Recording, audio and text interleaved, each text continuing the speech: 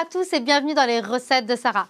Aujourd'hui, je nous emmène en Amérique latine et plus précisément au Chili. Et on va faire un cazuela pour parler de la soumission à Dieu. Ouvrons notre livre de recettes dans Jean 4 au verset 7. Soumettez-vous donc à Dieu, résistez au diable et il fuira loin de vous. Ce verset nous invite à reconnaître que la soumission à Dieu n'est pas une contrainte, mais une force. C'est en lui qu'elle se trouve, abandonnant nos volontés, nos désirs charnels et en acceptant son plan que nous trouvons véritablement la paix et la victoire dans nos combats spirituels. La cazuela, c'est une soupe traditionnelle chilienne à base de légumes, de viande et de riz.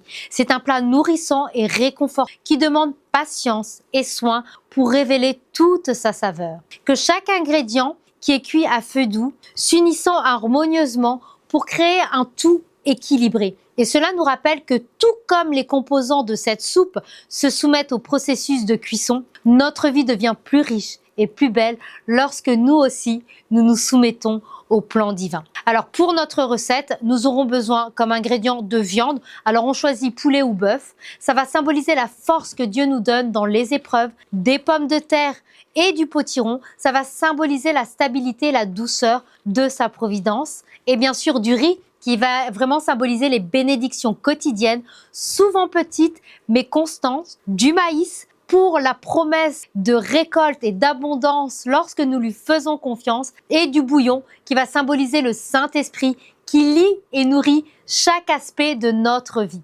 Préparez maintenant notre recette. Alors pour préparer, on va préparer les légumes et la viande, laver et découper, et préparer chaque ingrédient qui va symboliser le fait de nous présenter devant Dieu tels que nous sommes, prêts à être transformés. Nous allons aussi faire mijoter tout ça à feu doux. La cuisson lente représente le temps nécessaire pour que Dieu œuvre dans notre vie. Ce n'est pas toujours instantané, mais le processus produit des résultats riches et satisfaisants. On va ajouter le riz et le maïs en dernier. Cela symbolise les bénédictions que Dieu ajoute au temps voulu, lorsque nous avons appris à lui faire pleinement confiance. Servir chaud, comme cette soupe réchauffe le corps, la soumission à Dieu réchauffe notre âme en nous apportant paix et réconfort. Vous savez, la soumission à Dieu est un véritable acte de foi qui vous invite à abandonner votre propre contrôle pour embrasser sa sagesse et ses plans. Bien au-delà de ce que vous pouvez imaginer,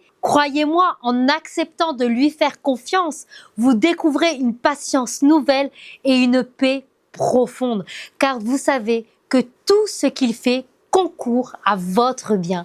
Cette soumission procure aussi réconfort, unique, comme un rappel constant que vous êtes entre de bonnes mains. Cependant, soyons honnêtes, ce n'est pas toujours facile. Nous avons parfois cette envie de tout maîtriser, ce qui nous pousse à résister à ce que Dieu demande. Cette résistance peut nous priver de la paix qu'il désire nous offrir.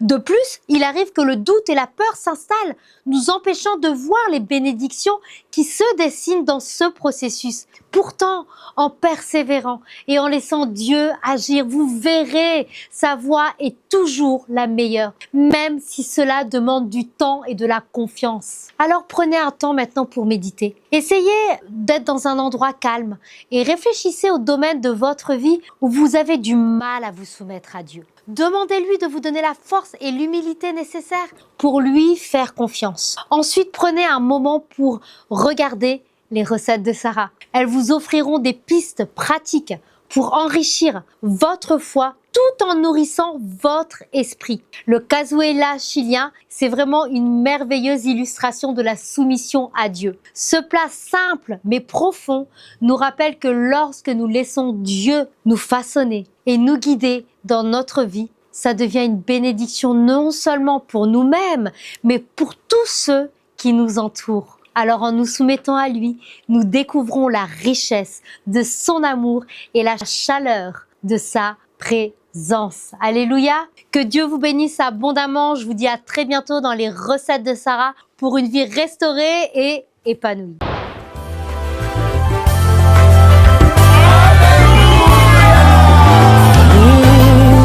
Le monde attend de nous un signe,